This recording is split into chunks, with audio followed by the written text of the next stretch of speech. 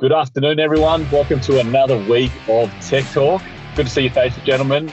Mikey Mike, take it away. What have we got today? So today we're going to do a bit of a wrap, and I'm not talking about a healthy alternative to a sandwich. I'm actually talking about the last few Tech Talks. We've covered a broad range of topics that we thought we'd actually fit into one Tech Talk. Didn't kind of happen that way. So it has been spread over a couple of Tech Talks, so we thought we'd just do a bit of a wrap up of all of all topics. So who would like to kick off? Yeah, okay. So the idea was just to do a really quick Tech Talk a couple of weeks ago, just cover broad points, and we'd be done. Didn't work out that way. It ended up being a series of a couple of weeks. And I guess the reason why it was pertinent to us to discuss it in a bit more detail is because it tends to be almost the root cause of about 80% of the phone calls that we get, or the frustrations that we hear from the market, come from the same thing. It comes from not having a clear idea of expectations alignment between the client and the contractor, not having a good understanding is in particular who we are as a brand, how we want to be seen in the marketplace, and how every single one of our touch points needs to reflect that. And so if you have a particular understanding in your mind how the project needs to go, the communication needs to start from beginning to end, because it's like being an interstate truck driver yourself for 15 years, and then you get a new guy come into the ranks who's your customer, and you just go, well, you start here, and then you end up all the way 3 states across, and that's the warehouse you've got to get to there. But they've only just learned how to drive. They're only seeing polished concrete for the first time. This is all new to them,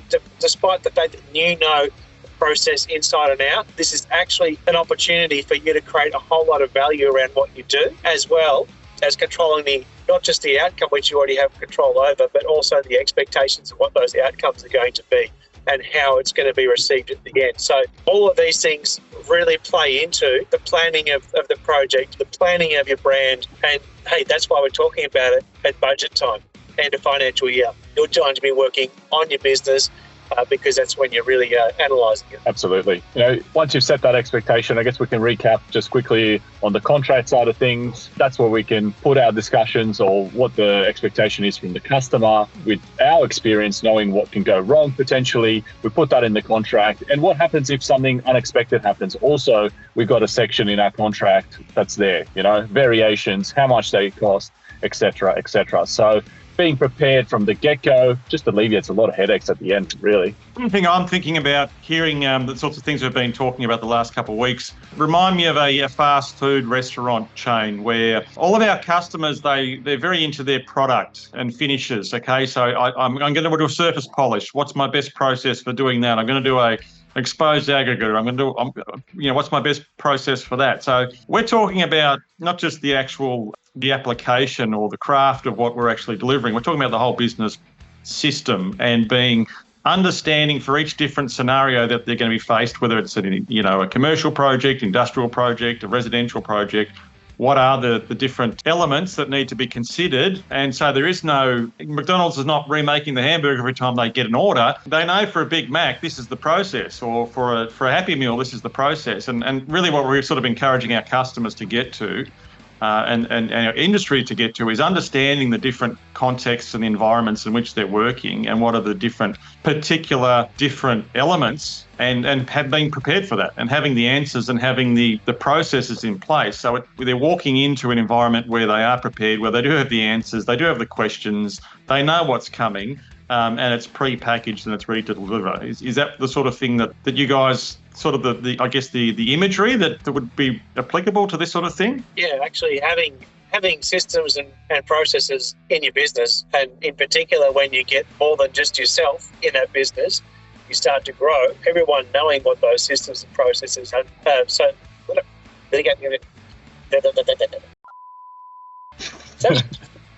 am I sounding strange over there, guys? The importance of everyone actually everyone on the team being familiar with what those systems and processes are.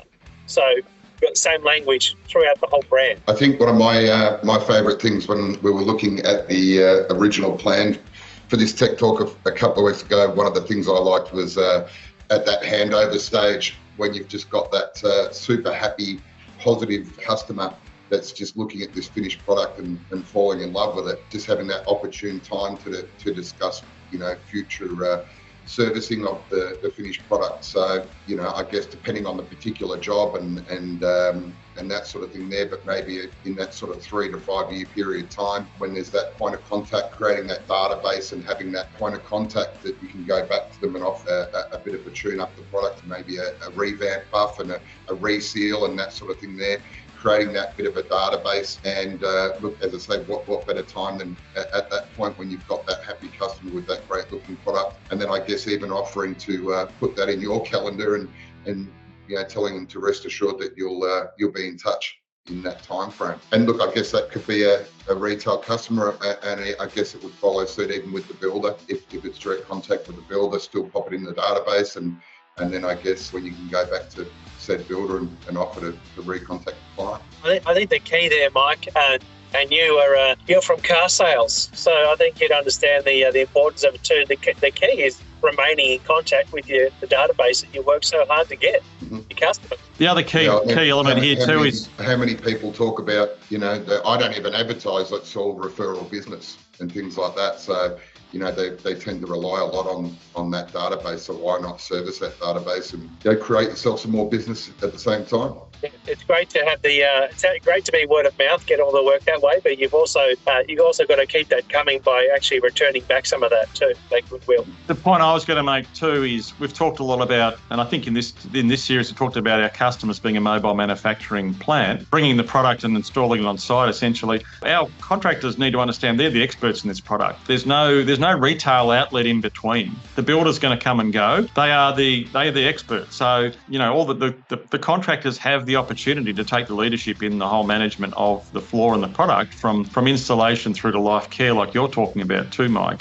There is no one else that's going to really step into that void, so that's where the opportunity is. If the floor owner does have these questions, where are they going to go? They can't go to the local tile store for maintenance advice or to buy something off the rack. So the opportunity is there to have that relationship and that ongoing interaction with their client. And who better to service them than the person that actually understands the product the best? I'm just thinking life care. Life care?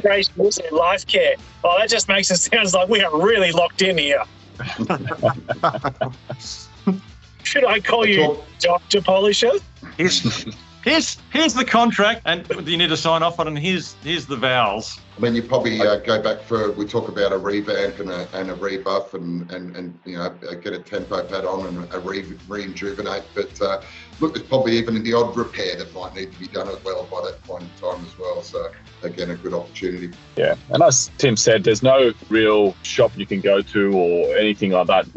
For example, that tile example you gave us, it's even more important to be very, very clear and set those expectations. And that's, going to tie everything back together, to the contract and all that sort of stuff. So yeah, you're going to be the person of knowledge. And just because you know it, you don't have to, you can't assume that the person will just understand. You have to be upfront, very descriptive. Very good, guys. Good wrap. It's delicious. Thanks, Mike. Going to go and wrap my hands around a frosty cold brew. That time of the day. Absolutely. A bottle of water for me until I park this car. Yeah, Milan. Yeah, have a few drinks, hit the road. Absolutely not. Of course, we don't advocate that. All right, gents. Very good. Have a great weekend, everyone. Fresh topic next week, eh? Yeah. Good goodness for that. All right, gents. Have a nice weekend. See ya. See you later. A meeting warning. That's the lie. That's all the credit. That's all the credit we have left. Let's do it. Let's go. Let's put more money into this thing.